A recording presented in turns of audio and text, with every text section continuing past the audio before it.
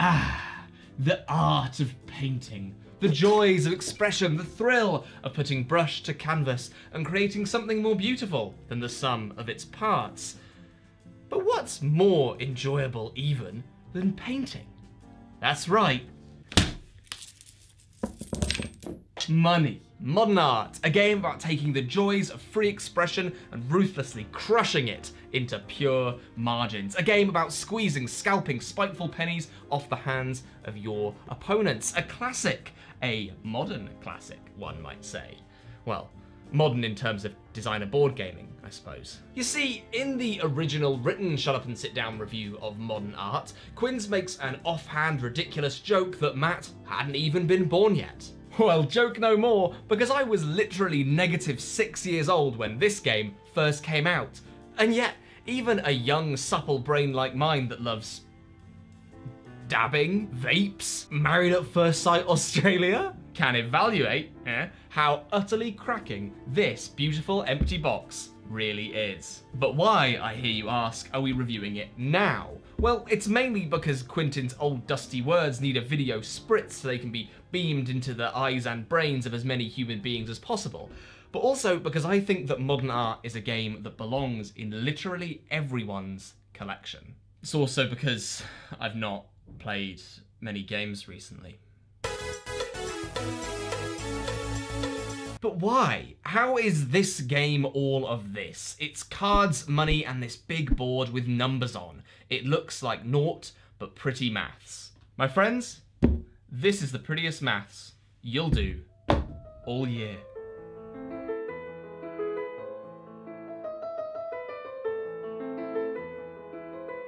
Modern Art is, at its core, an auction game. Players are gallery owners or art collectors or something adjacent to the art world, trying to turn a profit by buying and or selling each other paintings.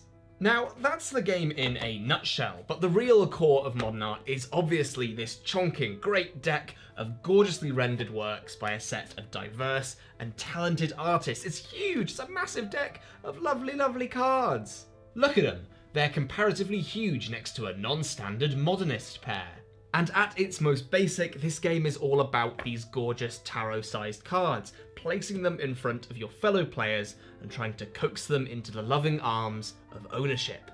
The manual encourages you to wax lyrical about each one of these works as you put them down for sale. And what a joy it is to do so when the work on show is as lovely, high definition and huge as it is in this lovely CMON edition. Hell, even if you get the Oink Games version, you get to make up the names of the paintings, which kind of makes up for the fact that the work maybe isn't as exciting. Every single turn of this game, you're playing a new painting, savouring its aesthetics and everyone's reactions as they look at these brand new pieces as they hit the table.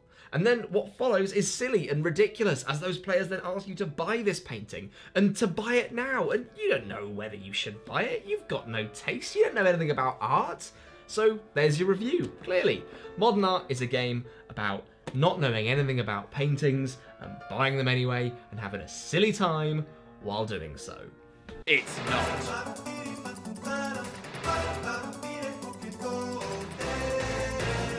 Okay, so you've finished art school, you've had a fun, silly time looking at silly paintings and pretending you know anything about anything, but now it's time to learn how the real art world works and the money that greases its wobbly wheels. You see, at the end of each round of Modern Art, you're gonna have to sell these paintings you've been merrily snaffling up, and they'll be worth either 10 pence, 20 pence, or 30 pence, respectively.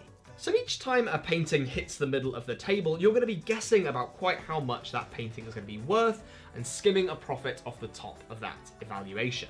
Let's say that one of Silver's beautiful boys gets played into the center of the table. You reckon he's going to be worth $20 at the end of this round, so you're clutching a modest bid of £15 in your hand, ready to turn a sweet $5 of profit when you bag it. And then you can use that money to buy bigger and better paintings in future rounds to skim more and more money and make yourself da winner. But wait, you idiot! Why are you clutching that bid of 15 in your hand, you fool? This isn't a blind bid, it's an open auction. You bid with your mouth, not your hand. You stupid idiot. you dingus, you little goblin fool. You see, modern art is a game where all kinds of auctions come to roost. Maybe this round you're shouting out your bids, maybe you're fixing a price and giving everyone the chance to snatch your painting up. Perhaps you're doing a hidden bid in closed fists, or maybe everyone is giving one single offer and one offer alone. Or maybe you're slapping down a double auction and now two paintings are being sold in a double-barreled paint cannon. Now, all of this is well and good, but where's this money coming from? And where is it going? And what secrets can we coax out of its waxen paper body? It's time to go to the economy zone.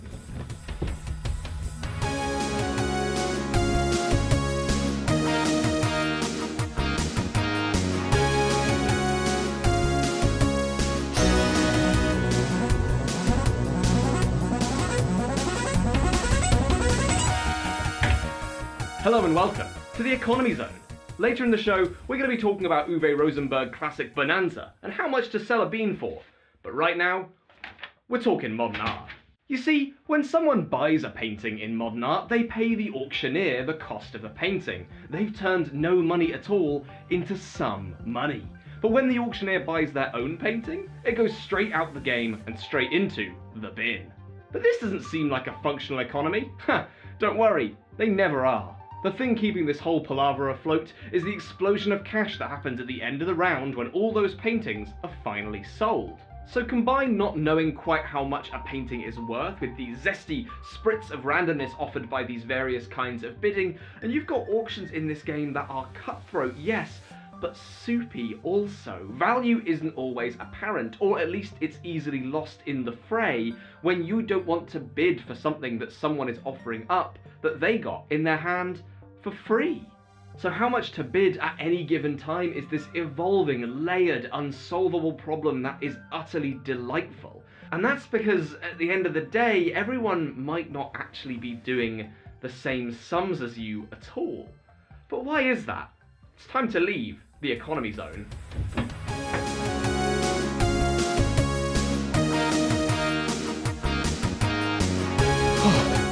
Why is the economy zone? Why did I put it so far away?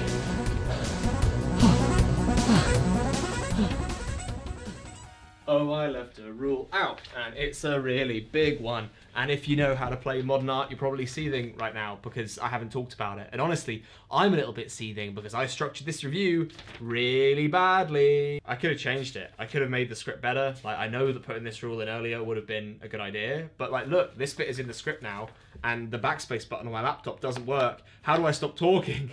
Help! Help! That is the dumbest joke yet. Okay, so the real core of this game, and the reason that I've been saying it's hard to ascertain the value of anything in this script without explaining why, is because of this rule. A rule which states that the value of any given artist in any given round is determined by their popularity within that round. As soon as someone plays a fifth card of any artist, you tot up the total number of paintings sold by each artist during that round. So if the fifth card of Manuel gets played, that means he's the most sold artist and is thus worth 30 credits. For Sigrid, she's going to be worth a spicy 20. Raphael has only sold 3, so he's worth 10, and all the rest have sold less than that, so they're worth nothing. So when you're putting one of these paintings down for a big wobbly auction, you're saying to the other players, hey, my boy's spicy this turn. Spicy. And a player might pay out of the nose for that card, putting it in front of them and viewing the 2 on the table as a sign of worth to come. But then the tables can be completely flipped by someone then playing a double Ramon. Because everything's so flexible, the relative value of every painting can change on a dime, eliciting a chorus of emotions from everyone seated round the table. The genius here is that that knowledge causes the language and landscape of this game to totally change. What you're bidding on stops being just a painting, a chunk of cash sitting in the middle of the players. It's part of a moment, a bubble that's rising in the center of the table, a golden balloon that belongs to the money club that you deeply want to take a big rubbery bite of. And that bubble gets gradually more and more inflated by players playing more and more and more and more and more money into the center of the table until pop, someone bursts it by bidding absolutely nothing. What do they know that you don't? What are their plans, and how can you best foil them? And these fiddly emotions filter into what card you pick to sell for a turn. When choosing a painting knowing that it's beneficial to sell it high, you want to play something that other people want. But playing the cards of the hottest artists and not owning them, you're no longer part of that club. So when you sell a painting in modern art, you're not just selling a painting, you're selling the idea that that artist could be big, to wring profit from uncertainty and thrive in these spaces of doubt. Or you cave and buy your own painting at a fantastically dramatic loss because you yourself have bought into your own rhetoric of profit. But then how about layering something altogether more exciting into the fold? These costs stack up over the rounds. So an artist being popular one round then leads to them being worth more the next, ratcheting up the stakes as artists can potentially be worth more and more and more. Raphael was worth 30 last round, so pushing him up to be top dog again means you can sell all these in your hand for even more profit.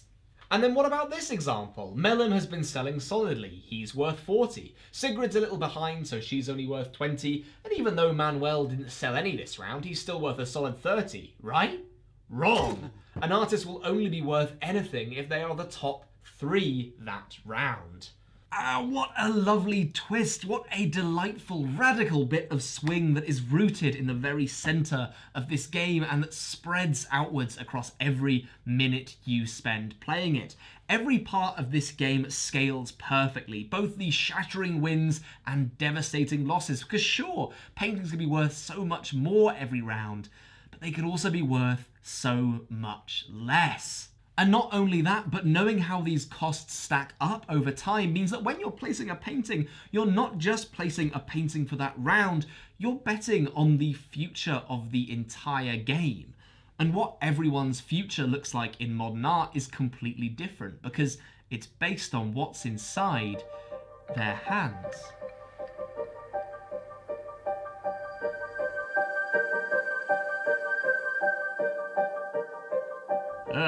A lovely realization happens about 3/4 of the way through each game of modern art, where the players, one by one, realise that their hands are starting to look awfully sparse. You see, you only draw a limited number of cards each turn, and you draw none after the start of the 3rd round for the rest of the game. So when you start realising that these artists aren't going to sell forever, you want to ditch them quick. But then joining the zeitgeist, placing an artist at the top every time, that effectively devalues the rest of your cards as their relative value slides towards the bin. And then after that, there's a strange sort of probability aspect that comes into play as well. You've seen a lot of Manuel over the past few rounds. Are there even enough of his cards to keep him in the game? And then it's kind of a bluffing game as well, with players trying to keep their cards and all that information close to their chest. And maybe there's a lick of psychology in there as well, a twist of timing and a spritz of deduction. And, you know, maybe this game is kind of a bit of everything. You know, I tried to keep this review to a neat 5-part structure, and already it's falling apart around me. So maybe the next part of this review is just going to be called... Just like an actual work of art, modern art is such a multifaceted gem that I found it really difficult to concisely pin down in this video. I was going to have so many more parts. I was going to have a part about how it's a game about psychology. I was going to have a part about how it's a game about bluffing. I was going to have a part about how it's a game where if you exchange the word money with the word victory points, then it completely turns it on its head. A part about how it's a perfect marriage of theme and mechanics. A part about how it's just a game about pure numbers.